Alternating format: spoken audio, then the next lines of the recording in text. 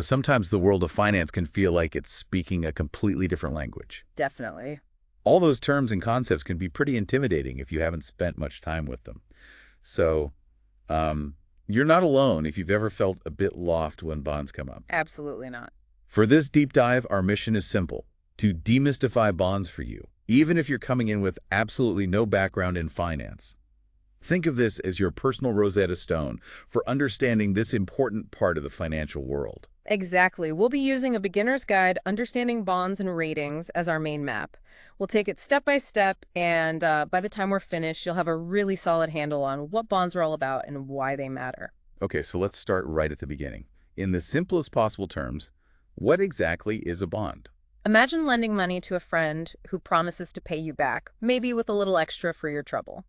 A bond is, well, a lot like that, just on a larger scale. Okay. It's essentially a loan agreement or an IOU between you, the investor, and an entity that needs to borrow money.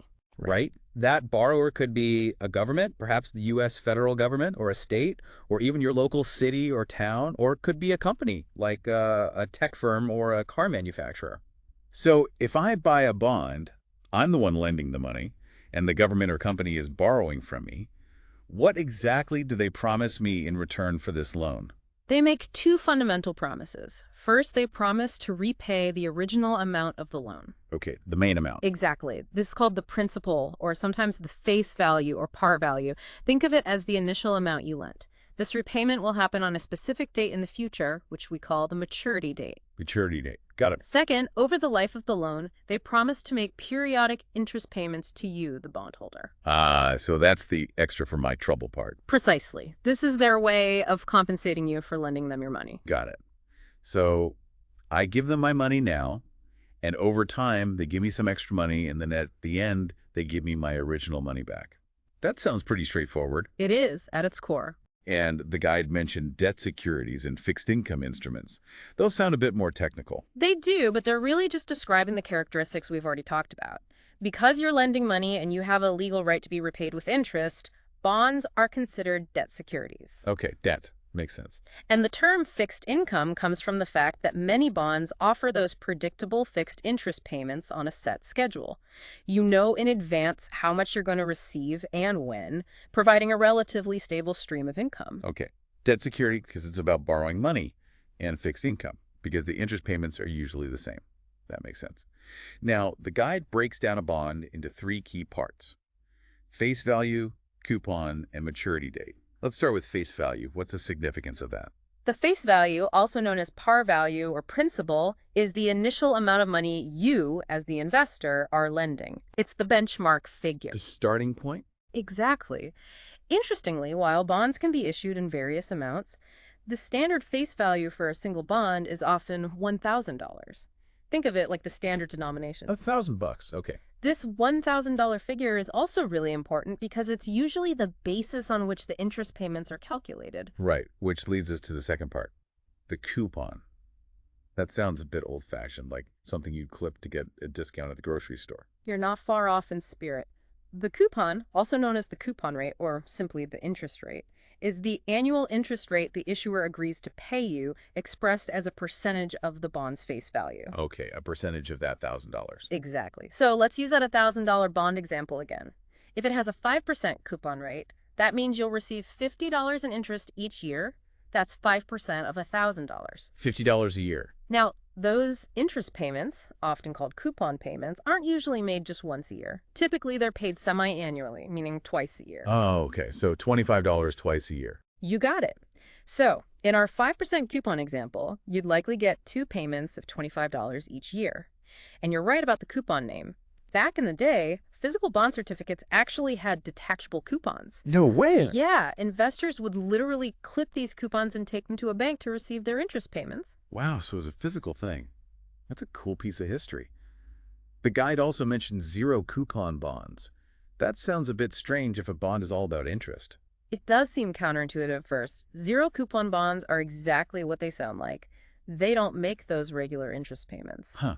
So how do you make money? Instead, they're sold at a price that's significantly lower than their face value. We call this selling at a discount. Okay, you buy it cheap. Right.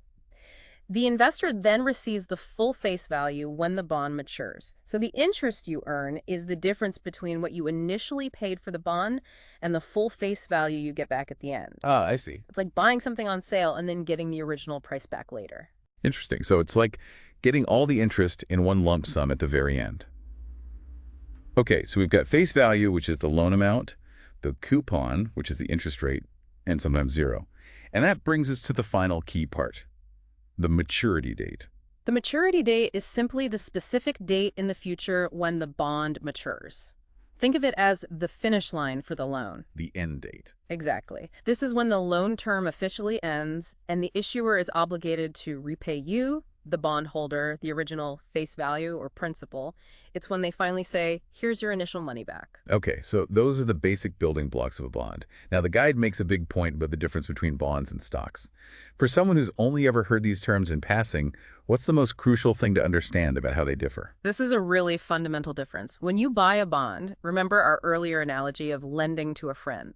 You are a lender. Right, I'm lending them money. You are lending money to the issuer. You become a creditor.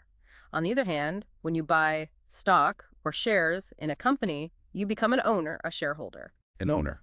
Like, I own part of the company. A tiny piece of ownership, yes. An equity stake in that company. Lender versus owner, that's a really clear way to put it.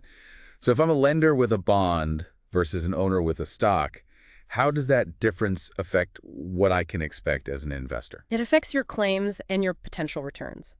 As a bondholder, because you're a lender, you have a legal right to receive those promised interest payments on schedule and the eventual repayment of your principal on the maturity date. They have to pay me back. Legally, yes. If the company or government that issued the bond runs into financial trouble, even bankruptcy, bondholders have a higher priority claim on the issuer's assets compared to stockholders. Higher priority. Think of it like this.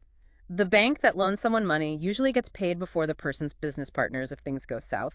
Lenders first. Okay, and stockholders. Now, stockholders, as owners, share in the company's profits potentially through dividends, which are like little payouts of the company's earnings, and they can benefit if the stock price goes up. So potentially more upside. Potentially. But there's no guarantee of these returns. If the company doesn't do well, the stock price can fall. And in bankruptcy, stockholders are typically the last in line to get anything back, after the lenders have been paid as much as possible. Okay. Last in line. So it sounds like in general, bonds might be a safer bet than stocks. Generally speaking, yes. Because bonds represent that contractual obligation for repayment and have that legal priority in case of financial distress, they typically offer more predictable returns and are considered lower risk compared to stocks. Predictable and lower risk. Stocks, because they represent ownership, offer the potential for higher long-term growth, but they come with greater uncertainty and volatility. Their prices can swing up and down quite a bit. Higher potential reward, but more risk. Exactly. This difference in risk and potential return is a really important thing to consider when you're thinking about how to invest your money. That makes a lot of sense. So we know what bonds are and how they're different from stocks. But why do these entities, governments and corporations, actually issue bonds in the first place? What's their reason for wanting to borrow money this way? Well, the primary reason anyone issues bonds is to raise capital, basically, to get money for various needs. Okay, they need cash. Right. But the specific reasons can differ a bit between governments and corporations. Let's start with governments. Why would a government at any level need to borrow money by issuing bonds? Good question. Why would they? Taxes don't cover everything. Often, no. Governments at all levels, federal, state, and local, are major players in the bond market because they need to fund a lot of things that benefit the public. One key reason is to cover budget deficits. When they spend more than they take in. Exactly. When a government spends more money in a year than it brings in through taxes and other revenues, it can issue bonds to make up the difference. Think of it like using a credit card to cover expenses when you've overspent, except with a plan to pay it back over time. Bonds are also crucial for financing large-scale, long-term public infrastructure projects, things like building and repairing roads, bridges, schools, hospitals, even airports and water treatment plants. Big projects, stuff that lasts a long time. Right. These are big, expensive projects that benefit many people over many years, and issuing bonds allows the government to spread the cost of these projects out over the generations who will use them. That makes sense, spreading the cost. Governments might also issue short-term bonds. sometimes called notes, to help manage their cash flow throughout the year, smoothing out any mismatches between when they receive tax revenues and when they have expenses. Like evening things out. Sort of, yeah. And finally, they might issue new bonds to refinance existing debt that's coming due, just like you might take out a new lower interest loan to pay off an older, higher interest one. Okay, that covers a lot of ground. So it's really about funding the things that keep society running. What are some of the common types of government bonds I might hear about? There are several. At the federal level in the U.S., you have U.S. Treasury securities, which are generally considered among the safest investments because they're backed by the U.S. government. Treasuries. Heard of those? Safe, you said? Very safe, backed by the full faith and credit of the U.S. government. These include Treasury bills, or T-bills, which are short-term, often lasting a year or less. Short term. Treasury notes, or T-notes, which are intermediate term, typically maturing in a few to 10 years. Medium term. And Treasury bonds, or T-bonds, which are long-term with maturities of more than 10 years. Long term. Got it. Bills, notes, bonds. You also have Treasury inflation-protected securities, or TIPS. TPs. What do they do? The principal amount you're owed adjusts with inflation to protect your purchasing power. The interest rate is fixed, but it's paid on that adjusted principal. Oh, neat. Protects against rising prices. And savings bonds, which are designed for individual investors, often bought as gifts. Then you have municipal bonds, or munis, issued by state and local governments to fund things like local projects. The interesting thing about munis is the interest earned on these is often exempt from federal and sometimes even state and local taxes. Tax-free interest. Okay. And lastly, there are agency bonds issued by government-sponsored enterprises. Think of private companies with public missions, like Fannie Mae and Freddie Mac, which help finance mortgages. Okay, lots of types of government bonds. Now, the guide also mentioned that government bonds play a role in monetary policy. That sounds a bit more complicated. It is a bit more involved, but essentially the U.S. central bank, called the Federal Reserve, or the Fed, Right, the Fed. they use government bonds, especially U.S. treasuries, as a key tool to try and influence the overall economy. How does that work? Buying and selling bonds. Exactly.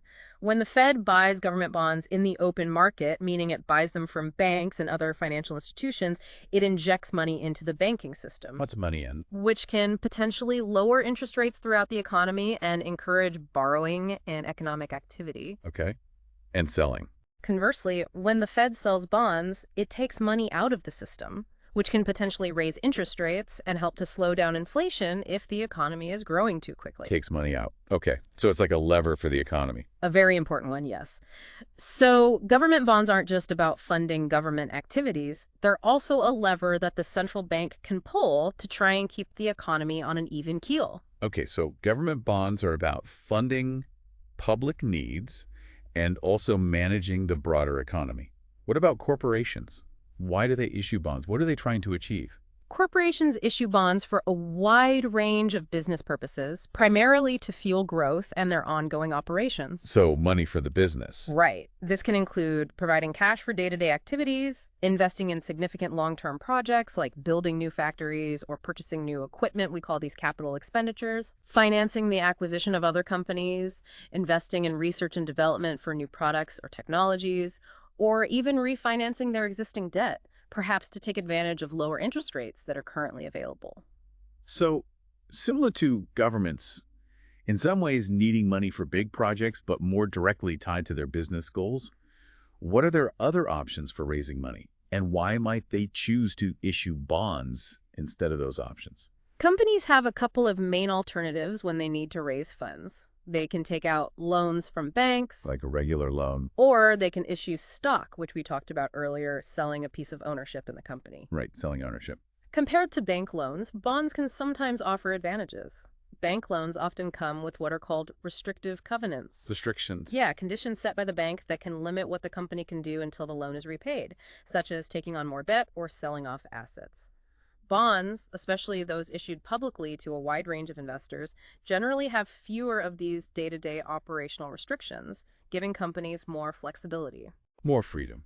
In fact, some in the financial world even see relying heavily on bank loans as maybe a sign of higher risk, suggesting the company might not have been able to access the broader bond market as easily. That's interesting. So, more freedom with bonds compared to bank loans. What about issuing stock? Why might a company choose to issue bonds instead of selling more shares of stock? Well, when a company issues new shares of stock while it brings in capital, it also dilutes the ownership of existing shareholders. Dilutes, meaning my piece gets smaller. Exactly. Each new share represents a smaller slice of the company's pie, which can potentially reduce the value of the shares already held and also dilute the voting power of existing owners. Oh, okay. Don't want to give up control. Issuing bonds, on the other hand, allows a company to raise a significant amount of funds without affecting its ownership structure. Plus, there's a tax advantage for corporations. Tax break. Yes. The interest payments a company makes on its bonds are typically tax-deductible expenses, which lowers their overall tax bill. Dividends paid to stockholders, however, are usually paid out of the company's profits after taxes and are not tax-deductible for the company. So bonds could be cheaper after tax. Often, yes. So issuing bonds can be a strategic way for companies to grow and operate without giving up control, and often with a more favorable tax treatment for the payments they make to investors. Okay, so we've covered why bonds are issued. Now, let's think about it from my perspective again, as someone trying to understand this whole world. Why might I, as an individual investor, consider putting bonds in my investment portfolio? What are the potential benefits for someone like me? There are several good reasons why individual investors choose to include bonds in their portfolios, and the guide highlights three main ones that are particularly relevant for someone just starting out. Okay, what are they? Earning regular income, aiming for safety, and preserving your initial investment, and diversifying your overall investments. Let's start with earning regular income. How do bonds help with that? As we discussed earlier, many bonds make regular interest or coupon payments, often twice a year. Right, those semi-annual checks. Exactly. This provides investors with a predictable stream of cash flow, which can be really appealing, especially for people who are retired or are looking for a more stable income from their investments. Predictable income sounds good. Additionally, the interest rates you can get on bonds, particularly those issued by corporations or longer-term government bonds, can often be higher than what you might earn in a traditional savings account or a certificate of deposit or CD. Better than a savings account. Often, yes. So for money that you don't need to access immediately, bonds can offer the potential for generating more income while still being relatively safe. Okay, income. What about the second point? Safety and capital preservation. That sounds really important, especially if I'm worried about losing the money I invest. How do bonds stack up in terms of safety? Compared to stocks, bonds are generally considered a safer type of investment. This goes back to their status as debt obligations. Being a lender, not an owner. Right. If the issuer of a bond, say, a company runs into financial trouble and declares bankruptcy, the bondholders have a higher claim on the company's remaining assets than the stockholders do. First in line again or closer to the front. Exactly. While there's no absolute guarantee you'll get all your money back, you're generally more likely to recover some of your investment as a bondholder in such a scenario. Okay, that's reassuring. Another key aspect of safety is capital preservation. If you buy a bond and hold it until its maturity date, and assuming the issuer doesn't default, fail to pay, you will get back the full principal amount or face value that you initially invested. Get my original money back. Correct. This makes bonds a valuable tool if your primary goal is to protect the money you've invested while still earning some return. U.S. Treasury bonds, in particular, are often seen as the safest of all because they are backed by the full faith and credit of the U.S. government. The super safe ones. The risk of them defaulting is considered to be extremely low. So bonds can provide a regular income stream and also help protect my initial investment. What about diversification? How do bonds fit into a bigger, well-rounded investment strategy? Bonds play a really crucial role in diversification, which is essentially the idea of spreading your investments across different types of assets to reduce your overall risk. Don't put all your eggs in one basket. Exactly that. Bonds are effective for diversification because their price movements often don't go in the same direction as stock prices. They zig when stocks zag, sometimes. Sometimes, yes. In fact, they sometimes have what's called a low or even negative correlation, meaning when stocks go down, bonds might hold their value or even go up. Really? Why? For example, during times of economic uncertainty when the stock market is declining, investors often look for safer places to put their money, and high-quality government bonds are often seen as a safe haven. A flight to quality. Precisely. This increased demand can cause bond prices to rise. By including bonds in your portfolio alongside stocks, you can help to lessen the impact of stock market downturns on your overall investment value, reduce the overall volatility or ups and downs of your portfolio, Smooth out the ride. and potentially achieve more stable and smoother investment returns over the long run.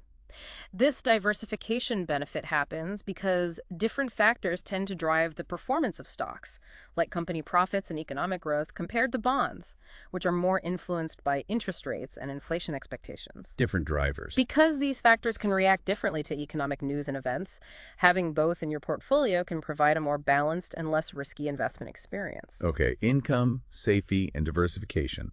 Those are definitely compelling reasons to consider bonds. Now, where does all this buying and selling of bonds actually take place? What's the bond marketplace like? Is it like the stock market with a big exchange? The bond market is where the initial sale of new bonds and the ongoing trading of bonds that have already been issued occur. It's not quite as centralized as the stock market often is. Not like the New York Stock Exchange floor. Not usually for bonds, no. To understand it, it's helpful to know who the main players are on both the selling and buying sides and how the trading process works. Let's start with who is issuing or selling these bonds. We've already talked about governments and corporations. Are there other significant sellers of bonds? Yes. Besides national, state, and local governments and companies of all shapes and sizes, you also have government agencies, like those we mentioned earlier, Fannie Mac and Freddie Mac, that issue bonds, often mortgage-backed securities. Bundles of mortgages. Right. And even banks themselves, from your local community bank to large international financial institutions, issue bonds to raise funds for their operations. However, if you look at the sheer dollar amount, governments are generally the biggest issuers in the bond market. Okay, so we have governments, corporations, government agencies, and banks selling bonds. Who are the folks on the other side who's actually buying these bonds? The buyers or bondholders are a really diverse group. You have individual investors, sometimes called retail investors, Like me. who can buy bonds directly or through various investment accounts and funds. But a very significant portion of the bond market is made up of institutional investors. The big players. Exactly. Large organizations that manage very large sums of money. This includes mutual funds and exchange-traded funds, or ETFs, which pool money from many individual investors to invest in a diversified portfolio of bonds. Okay, fun. Then you have pension funds, investing money to pay out retirement benefits later, insurance companies needing predictable income from bonds to help meet future claims, and, as we mentioned, banks themselves hold bonds. Right. Even governments, including foreign governments, invest as bonds issued by other countries, like U.S. Treasury securities, seen as very safe. And, of course, central banks, like the Fed, are major players buying and selling government bonds for monetary policy. So a huge range of buyers, from regular individuals to massive financial organizations and even governments. Now, how does the actual trading of bonds work? The guide mentioned primary and secondary markets. What's the difference there? The primary market is where new bonds are issued and sold for the very first time. Brand new bonds. Exactly. This is where the issuers, say, a corporation or a state government, sells these brand new bonds directly to investors to raise the capital they need. Often, large financial firms called investment banks act as intermediaries in this process. Underwriters. Yes, they may underwrite the bond issue, meaning they essentially buy all the bonds from the issuer and then resell them to other investors. For government bonds, like U.S. Treasuries, they're typically sold through auctions where investors submit bids. Auctions. Okay, so that's like the initial offering. What happens after that first sale? Once a bond has been issued and sold in the primary market, if an investor wants to sell it before it reaches its maturity date, maybe they need the cash or their strategy changes. They want out early. Right. They would do so in the secondary market. This is where those previously issued bonds are traded between investors. Used bonds, basically. You could think of it that way. Now, unlike stocks, which often trade on centralized exchanges, most bond trading happens in what's called the over-the-counter or OTC market. Over the counter, like not on an exchange. Exactly. Think of it less like a formal stock exchange and more like a network of individual dealerships trading directly with each other via phones and computer networks. A network. When you want to buy or sell a bond in the secondary market, you typically go through a broker-dealer who will find someone else willing to take the other side of the trade. And the prices... Do they change? Oh, yes. The prices of bonds in the secondary market aren't fixed. They go up and down based on factors like demand, the overall level of interest rates, and the market's view of the issuer's creditworthiness. So the secondary market provides a way for investors to get out of their bond holdings early if they need to. Is that an important feature? Absolutely. The existence of an active and liquid secondary market is really vital. It gives investors flexibility. Liquidity means easy to buy or sell. Generally, yes. Without this ability to easily trade bonds, they would be much less attractive because your money would be tied up until the maturity date. However, There's a catch. as you might expect, this ability to trade also introduces what we call price risk. If you sell a bond in the secondary market, you might receive more or less money than what you initially paid for it, So the price could go down. or up. It depends on how market conditions, especially interest rates, have changed since you bought the bond. So the primary market sets the initial terms, but the secondary market constantly reevaluates the current value. That makes sense. So bonds have a lifespan, and that lifespan is determined by their maturity date. The guide mentioned 10-year, 20-year, and 30-year bonds. What's significant about those different lengths of time? The maturity date is really fundamental because it clearly defines how long the loan will last. When we talk about a 10-year bond, a 20-year bond, or a 30-year bond, that just refers to the length of time from issue until the principal is repaid. How long the loan lasts? Exactly. A 10-year U.S. Treasury note issued today will mature exactly 10 years from now. And are there different categories of bonds based on how long they take to mature? Yes, absolutely. Bonds are commonly grouped into short-term, medium-term, or intermediate-term, and long-term categories. Okay, what are the typical times for those? Short-term bonds are generally considered to be those that mature in 1 to 3 years. U.S. T-bills fit here. 1 to 3 years, short. Medium-term bonds typically have maturities of 4 to 10 years. Think T-notes. 4 to 10. Medium. Finally, long-term bonds are those with maturity dates more than 10 years out. U.S. T-bonds, with their 20 and 30-year maturities, are classic examples. Over 10 years. Long. Okay, so short, medium, and long term. How does the length of time until a bond matures affect the bond in terms of its risk and the potential return I might get as an investor? The length of a bond's term to maturity has a significant impact on both its potential yield, the total return you might expect, and its overall risk profile. Affects return and risk. How? Generally speaking, longer-term bonds tend to offer higher interest rates or yields than shorter-term bonds from the same issuer with the same credit quality. Longer time equals higher interest rate. Usually. Usually, yes. This relationship between yield and maturity is often visualized by something called the yield curve, which typically slopes upwards, indicating investors generally get paid more for tying up their money longer. And why is that? Why do longer-term bonds usually come with higher yields? The main reason is to compensate investors for taking on greater interest rate risk. Interest rate risk. What's that? It's the possibility that changes in the prevailing market interest rates will negatively affect the market price of a bond you already own. So if rates go up, my bond's price might go down. Exactly. The longer a bond's maturity, the more time there is for interest rates to fluctuate, and therefore, the greater the potential impact on the bond's price. More time, more risk of rate changes. Right. If you buy a long-term bond with a fixed interest rate, and then market rates rise significantly, your bond with the now lower rate becomes less attractive. So its price would likely fall more sharply than a similar short-term bond's price. That makes sense. Longer time until maturity means more uncertainty about how interest rates might change. The guide also mentioned something called duration. How does that concept relate to maturity and interest rate risk? Duration is a more precise measure of a bond's price sensitivity to changes in interest rates. More precise than just maturity. Yes. While maturity tells you when the principal is repaid, duration gives you an idea of the approximate percentage change you can expect in a bond's price for every 1% change in market interest rates. Okay, so it measures price sensitivity. Right. Longer maturity bonds generally have higher durations, meaning more price sensitivity. But bonds with lower coupon rates also tend to have higher durations. Lower coupons, too. A higher duration means the bond's price will be more volatile, swing more in response to interest rate shifts. So there's typically a trade-off. What's the trade-off? Longer-term bonds generally offer potentially higher yields but come with greater interest rate risk and more price volatility. Shorter-term bonds tend to have lower yields but offer more price stability and less exposure to rate fluctuations. Higher yield for more risk, lower yield for less risk. Okay. Okay, so maturity plays a big role in both the potential return and the level of risk associated with a bond. Now let's dig a little deeper into how investors actually make money from bonds. We've talked about the coupon rate providing those regular interest payments, but the guide also mentioned that bond prices can change and that there's this concept of yield. How do all these pieces fit together? You're right to focus on yield, as it provides a more complete picture of the return you can expect from a bond investment than just looking at the coupon rate alone. So yield is like the total return. Pretty much, yes. The actual return you get can be influenced by the price you pay for the bond in the secondary market, which, as we discussed, can be different from its face value and also by how long you hold the bond.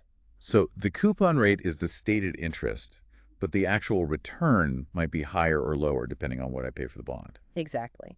The coupon rate is the fixed annual interest rate promised when the bond is first issued, determining the regular cash payments.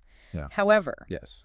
if you buy a bond in the secondary market for a price that's lower than its face value at a discount, your total return when you hold it to maturity will be higher than the coupon rate. Because I paid less up front but get the full face value back? Precisely. You get the interest plus that difference. Conversely, if you buy a bond for more than its face value at a premium, your total return will be lower than the coupon rate because you're effectively paying more upfront for the same stream of payments and face value return. Okay, discount means higher total return than coupon. Premium means lower. You've got it.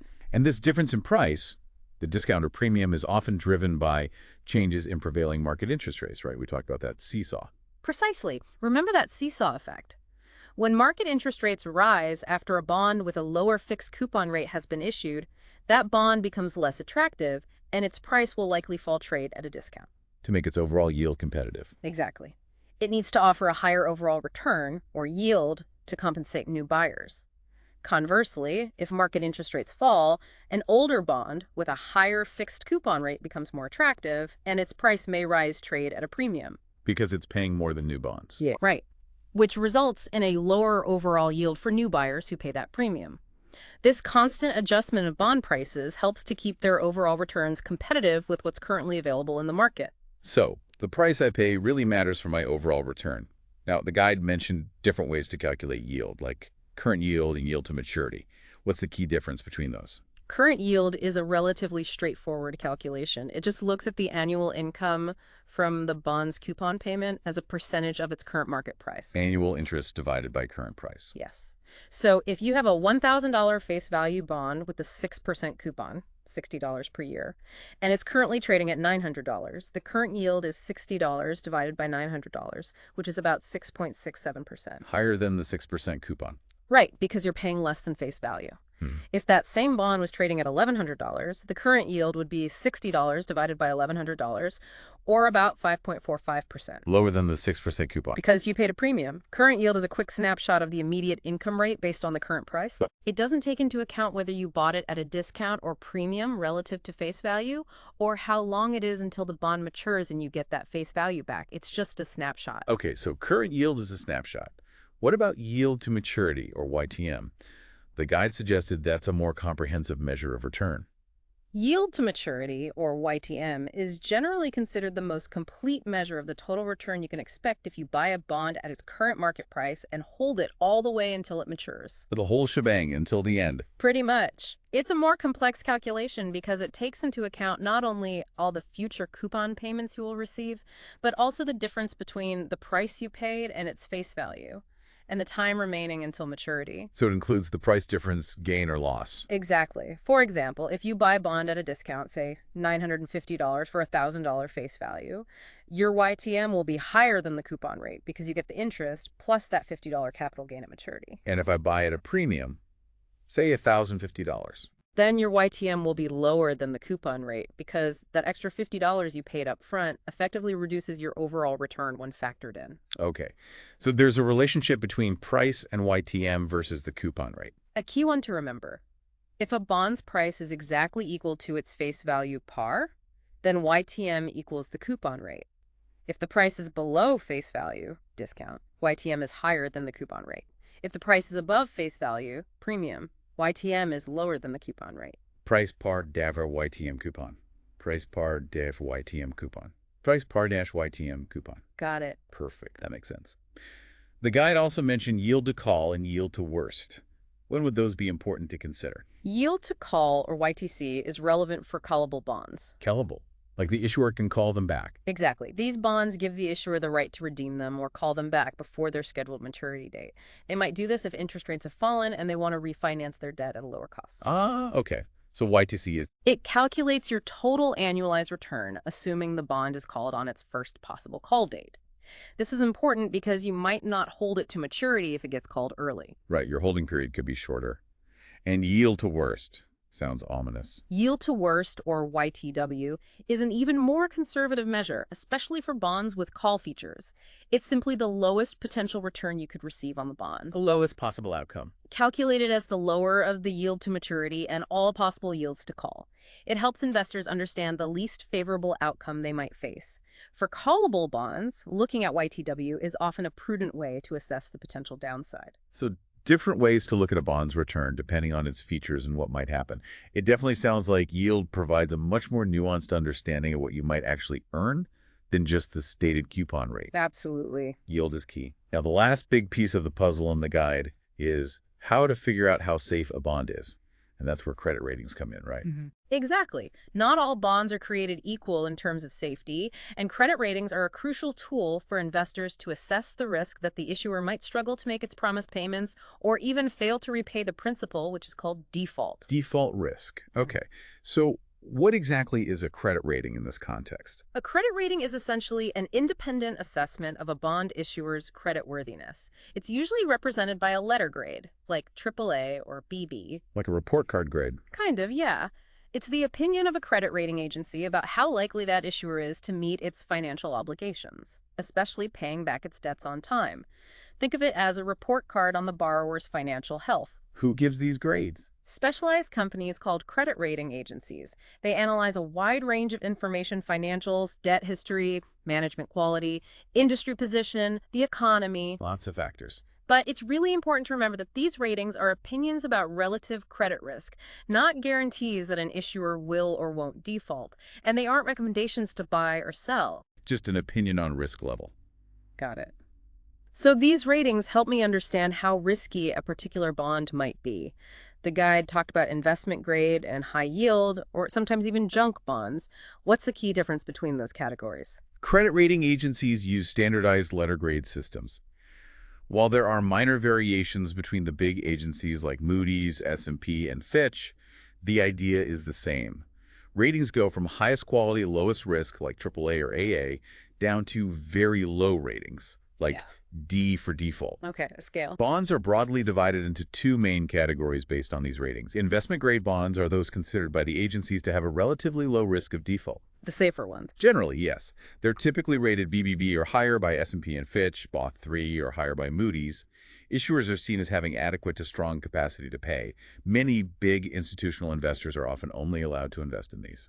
Okay, and the other category? High yield? Right.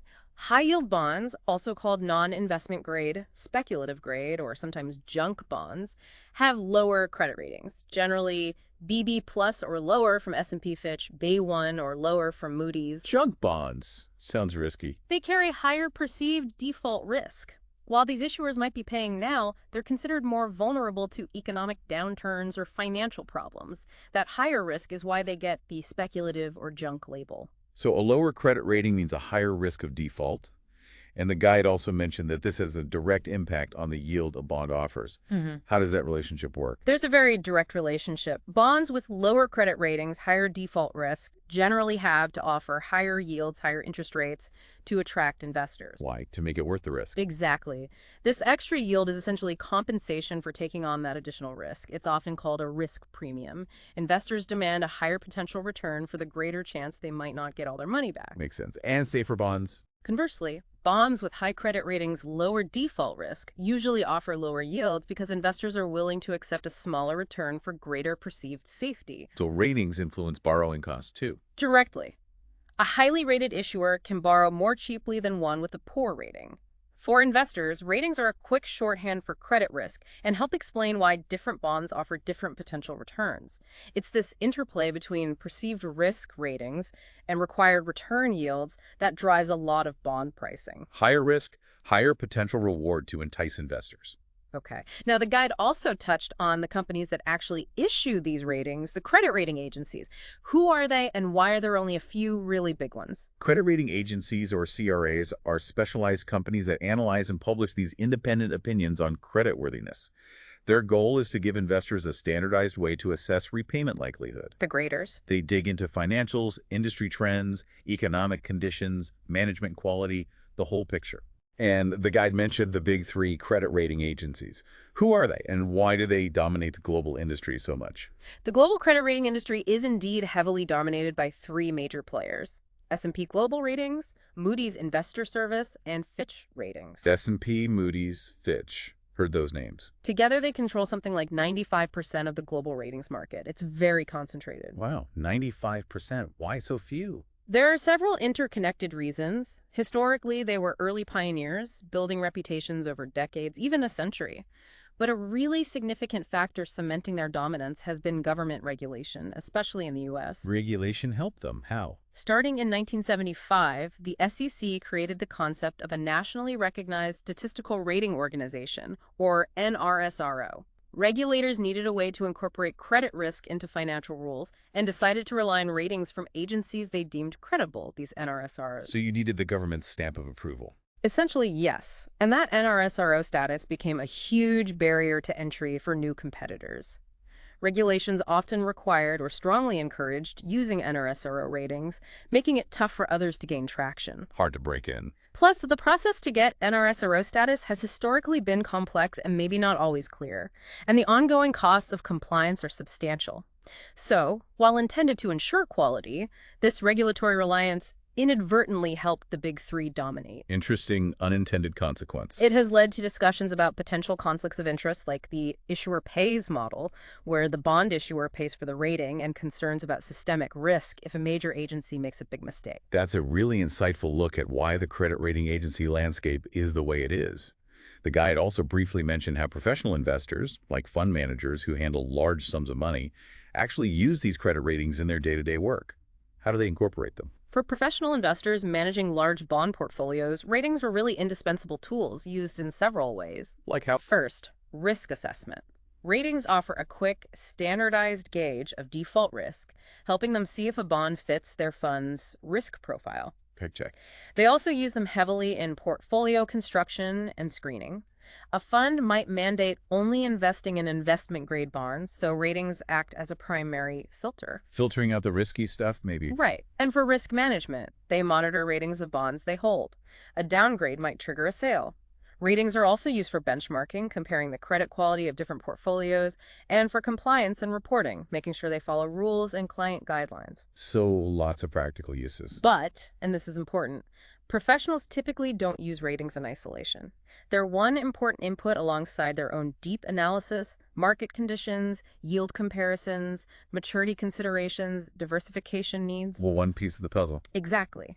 But given the huge size and complexity of the bond market, ratings provide essential standardized assessment and operational efficiency. Well, this has been an absolutely fascinating deep dive into the world of bonds. We've covered a huge amount of ground, from the very basic idea of a bond as a loan, The IOU. to why different entities issue them, why someone like me might want to invest in them, how the bond market works, the importance of maturity, how to make sense of bond returns through yield, Beyond just the coupon. and finally, how to gauge safety using credit ratings and understanding the agencies behind them. Yeah. For someone who came into this with no real understanding of finance, what would you say are the absolute key things to take away? Okay, for someone new to this, the most important things to remember are: a bond is basically a loan. You lend money, the issuer promises to pay interest, the coupon, and return your principal, face value, at a set time maturity date. Loan, interest, principal back. Got it. Bonds are debt, not ownership like stocks. Issuers sell bonds to raise money for projects or operations. Why they exist. Investors might buy bonds for regular income, relative safety compared to stocks, and to diversify their investments. Income, safety, diversification. There's a primary market for new bonds and a secondary market for trading existing ones. That's where prices fluctuate based on interest rates and creditworthiness. New versus used, and prices change. How long a bond lasts, maturity, affects its yield and its sensitivity to interest rate changes. Interest rate risk. Longer usually means higher yield, more risk. Yield is the total return, factoring in price paid and time, which is often more telling than just the coupon rate. Remember the seesaw effect between prices and rates. Yield coupon if bought at discount, coupon if bought at premium. And finally, credit ratings like AAA, BB are opinions on the issuer's likelihood to default. Lower ratings usually mean higher risk and higher yield. Investment grade versus high yield is a key distinction. Ratings gauge risk, affect yield. Understanding those fundamentals, maturity, the price-rate relationship, yield, and credit ratings are really your essential first steps. And for someone who feels like they're starting to get a grasp on this and wants to learn even more, what might be some good next steps they could take? Well, with this foundation, you could start exploring specific types of bonds, maybe munis for potential tax benefits, or even international bonds. Dig deeper into types. Or you could look into bond mutual funds and ETFs. These can be a really convenient way to get diversification across many bonds without having to pick individual ones yourself. Funds and ETFs. Easier way to get started, maybe. Could be, yeah. Offers instant diversification. That sounds like excellent advice for continuing the learning journey. So as we wrap up this deep dive, here's a final thought for you to consider. The global bond market is absolutely enormous. In fact, it's significantly larger than the global stock market. Much larger. Take a moment to think about why that might be the case and what that fundamental reliance on debt might tell us about the way our global financial system operates. It's a question that could lead you down some very interesting and thought-provoking paths. Thanks so much for joining us for this deep dive into understanding bonds.